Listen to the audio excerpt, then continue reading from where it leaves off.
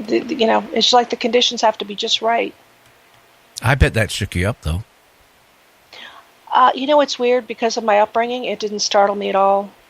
Um, I was just kind of used to it. And there's a different sort of energy when you're dealing with a spirit. I would never be able to look at a apparition and think, oh, that's a real person. I can tell it isn't. I know it isn't. It's missing something that we have. Yeah, that is scary. Yeah. Hey, our time is up. Mm-hmm. I am so glad you came back on the show. I mean, the last time you were on here, I mean, for days I was getting emails and texts from people saying, hey, get her back on. She's a fun guest. So that's why I contacted you. And, hey, maybe down the road, you'll get another email asking to come back on. I mean, I hope so. We haven't even really talked about aliens and UFOs. I mean, you get me going on a subject like this, I can go for hours. Absolutely. I could just do this all the time. That's why I enjoy doing this, the radio shows. I like to be able to just, take up the subjects and get people talking and thinking and asking questions. The world is just magnificent, and every day it shows us new things if we're willing to look for them. Well, I think if you open your eyes up in the paranormal, not just that. I mean, if you're in tune to nature, your surroundings, and everything, I think you really know what's going on more than the average person. I mean, there's more than what we see going on.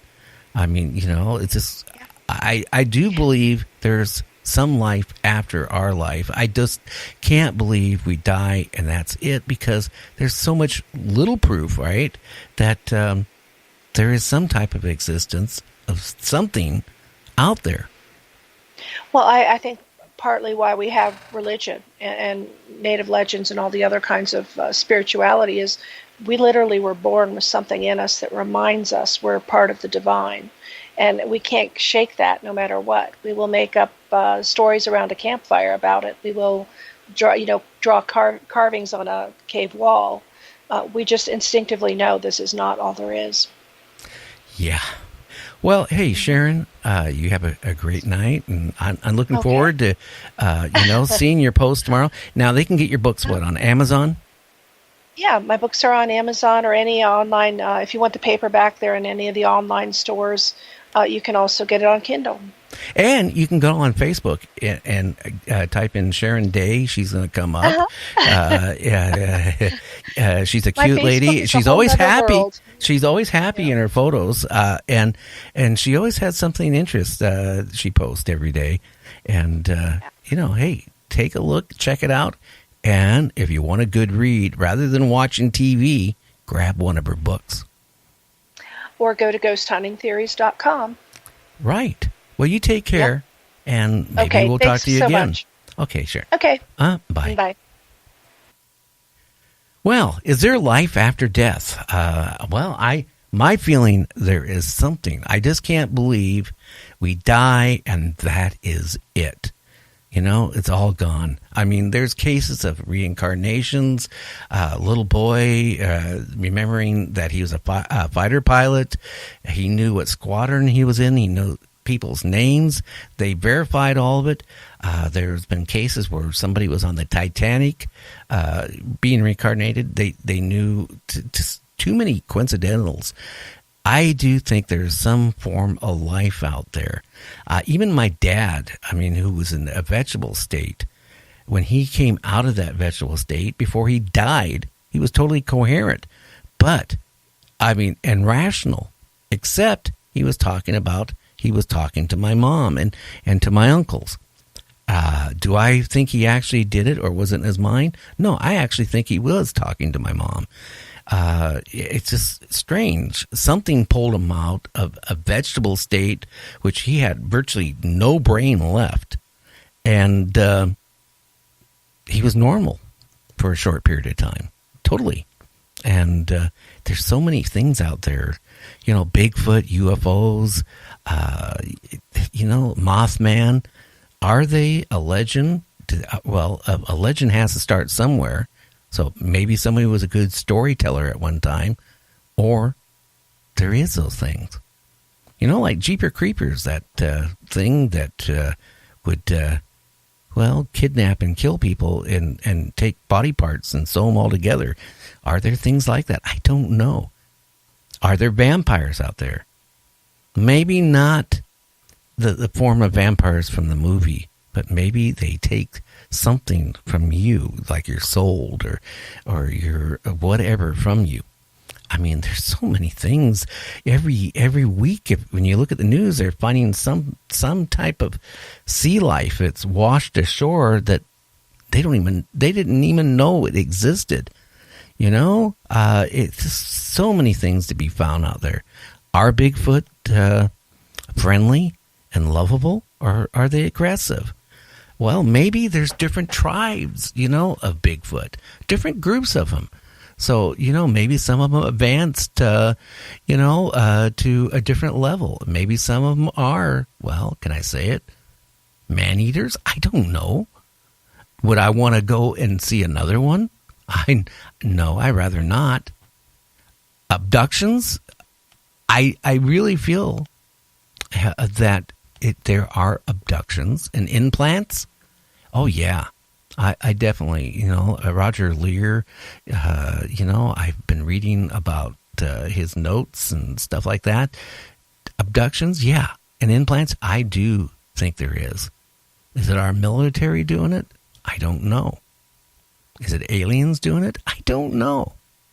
But, for the few people, and I get emails occasionally of people wanting to come on. In fact, I do have a flat earther coming on our show at the end of July that insist that our Earth is flat. And they have all the, they got a whole complete, the story proving their way, I guess, that, hey, we're being brainwashed. The Earth is flat. Well, I can honestly say I've been in a few airline trips in my life, and at a certain altitude you can actually see the Earth having a curvature.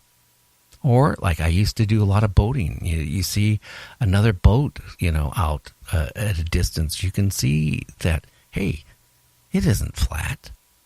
But a lot of people will deny that there's aliens. They'll deny that there's Bigfoot. And then you're also going to have the group of people who are going to say Bigfoot are friendly and loving and they can talk to you from mind to mind. Maybe they can. Maybe they can to those people. Maybe those people have those psychic abilities where they can reach into a Bigfoot's mind and communicate back and forth. I don't know. I know my experience was not a friendly experience. I know if I can honestly stare at all you people out there and say, if I wouldn't have took off running, I don't know if I'd be talking to you right now. I don't know, but I don't want to ever find out again. So do Bigfoot exist? Yeah, I really feel there's Bigfoot. Like I said, when I moved into my house 20 years ago, it was all forest, all trees for miles around. And then slowly houses started being developed. And then development started coming in. I'm about the only one around here that has a little bit of acreage of cedar trees left. But when I moved here, we had bear and cubs walking down the main road to get to my house. I would see deer almost every day, going through my property or down the road. Now, maybe once or twice a year. Where do they go? Do they go somewhere and die off? Or do they find other areas to kind of go to? In cases like where I'm at, you can only go so far because it's all been logged out. So they're probably gone. They're history. But Bigfoot, I think probably what happens is they go deeper and deeper in the forest to get away from us. Because you know what? They probably look at us as savages. Seriously. They probably have seen us go out in the forest and shoot deer. A lot of people go out and shoot, animals not for the food, I used to have a acquaintance that loved going hunting for bear and deer and all that stuff. But did he eat the bear or did he eat the deer? Very rarely. I mean, it was a sport to just go out and kill something. That's what it was. And that was quite apparent with the guy. And this is not him. There's a lot of people like that. So, you know, if you, I guess, if Bigfoot exists and they see people going out and with fire sticks and shooting it at deers and other animals and they drop over dead, it probably would alarm them and probably be scared of, you know, us humans. And then some of the recordings, like one of the guys I had on my show last week had recordings of Bigfoot sounds. And then another guest I had was talking about he could actually hear Bigfoot imitating out in the middle of the woods, no road around, a trunk or a car door, one of the two, slamming. And then, you know, other weird sounds that wouldn't be deep in the woods, they were mimicking or putting it into the people's brains. I don't know. So maybe Bigfoot, you know, has the ability to do that, you know, more psychic than we are. Maybe that's how they communicate with each other. I don't know. You know, eventually, and I'm saying eventually, we will get a Bigfoot.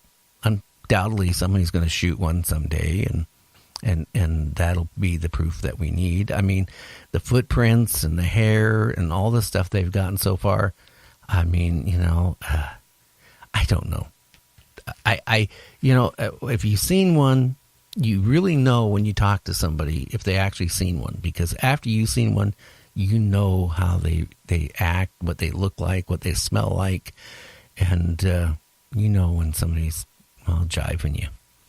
But there are things out there, not alien abductions, I believe, seriously, that we're being abducted. And, you know, I'm going to have Timothy back on, who was a number 9 patient of Roger Lear that had an implant. You know, and during my interview, you know, we were talking. After he had his implant removed, within a year, where he saw that first encounter with a UFO, where he was abducted, he saw him and his wife. They were heading towards town, saw another UFO. And I asked him, I said, well, did you ever go back and see if you had another implant? And he said no. He didn't want to go through it again or something. I can't remember. But I find it very strange that he would see another UFO in the same area, over the same hill. It makes me just wonder if they abducted him a second time to re-implant him. And why are they implanting people? You know, Dr. Lear really felt that the device was sending information out at a real low frequency. So it wouldn't take much power to send that thing out hundreds and millions of miles out. So I don't know. That's what I like doing a paranormal talk show. I mean, you can bring guests on and either, hey, it's entertainment. You know, you can believe it or not believe it. And that's the whole part and the fun of doing a paranormal talk show. It's entertainment, it's fun, it's also educational.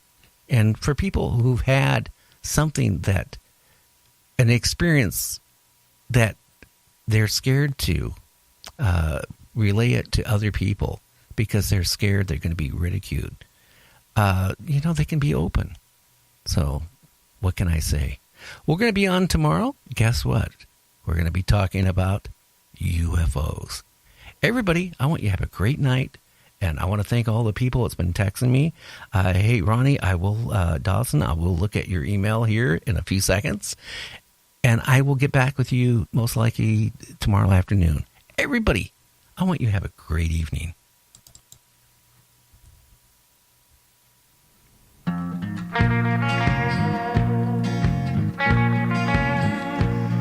There once was a man who had some land in eastern Washington. And on his land, this man he had a deep dark hole upon.